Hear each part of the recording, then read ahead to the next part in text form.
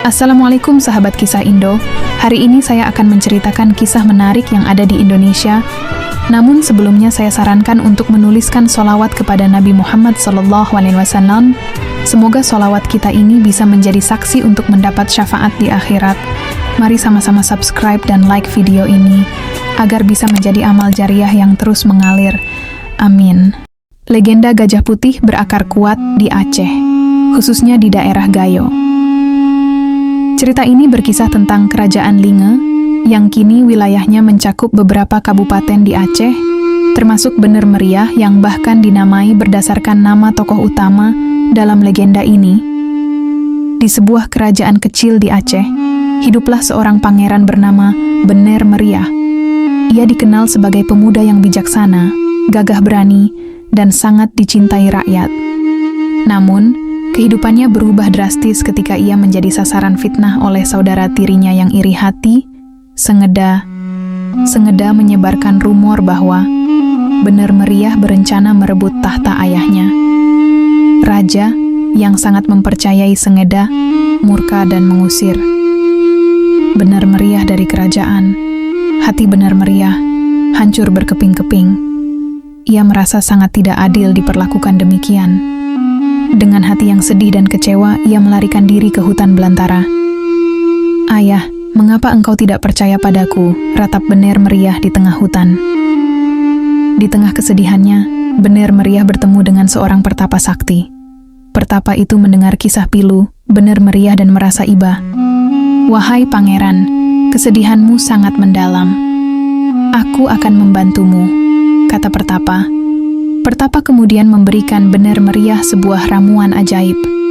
"Ramuan ini akan mengubahmu menjadi makhluk yang kuat dan abadi, namun engkau akan kehilangan wujud manusiamu," ujar pertapa. Bener Meriah ragu-ragu, namun ia juga merasa putus asa. Akhirnya, ia meminum ramuan itu. Tubuhnya mulai berubah, kulitnya menjadi putih bersinar, dan ia tumbuh menjadi seekor gajah yang sangat besar dan kuat. "Aku akan menjadi gajah putih, penjaga hutan ini," ucap Bener Meriah dalam hati. Sebagai gajah putih, Bener Meriah hidup menyendiri di hutan. Ia sering membantu para penduduk desa yang kesulitan. Kadang-kadang, ia juga mengunjungi makam ayahnya untuk mencurahkan isi hatinya. Sementara itu, di kerajaan, Sengeda semakin menjadi-jadi. Ia memerintah dengan kejam dan rakyat hidup menderita. Banyak orang yang merindukan kepemimpinan. Bener Meriah. Suatu malam, Sengeda bermimpi didatangi oleh arwah ayahnya. Dalam mimpi itu, ayahnya mengatakan bahwa Bener Meriah tidak bersalah dan Sengedalah yang sebenarnya jahat. Sengeda terbangun dari mimpi buruknya dengan perasaan bersalah. Keesokan harinya, Sengeda memutuskan untuk mencari Bener Meriah dan meminta maaf. Ia bersama para prajurit pergi ke hutan. Setelah mencari berhari-hari, akhirnya mereka menemukan gajah putih. "Bener Meriah, aku menyesal atas semua yang telah kulakukan," ucap Sengeda. Bener Meriah menatap Sengeda dengan sedih. "Aku sudah memaafkanmu, Sengeda. Tapi ingatlah, jangan pernah menyakiti orang lain." Sengeda kembali ke kerajaan dan menyerahkan tahta kepada Bener Meriah. Namun, Bener Meriah menolak untuk kembali menjadi manusia. Ia lebih suka hidup bebas sebagai gajah putih di hutan. Setelah menjadi gajah putih, Bener Meriah hidup menyendiri di hutan. Ia sering mengunjungi tepi sungai untuk merenung dan memandangi pantulan bulan di air yang jernih. Suatu malam, saat sedang berkeliaran di hutan, Bener Meriah bertemu dengan seorang putri dari kerajaan tetangga. Putri itu bernama Dara Bulan, seorang gadis yang cantik jelita dan memiliki hati yang baik.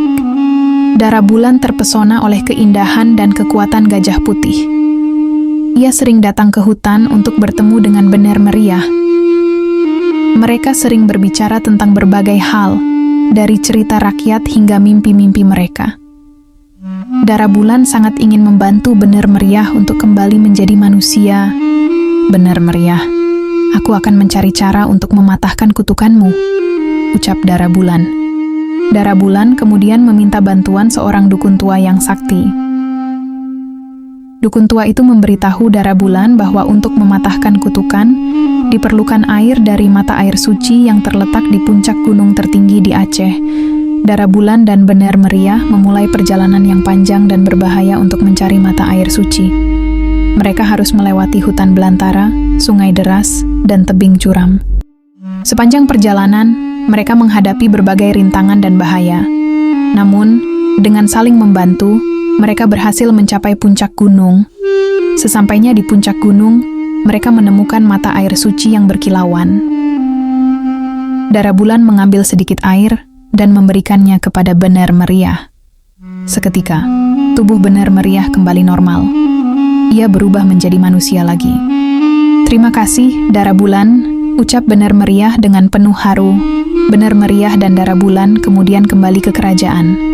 Mereka menikah dan hidup bahagia bersama. Bener Meriah menjadi raja yang bijaksana dan adil. Ia memerintah kerajaan dengan baik dan membuat rakyatnya hidup makmur.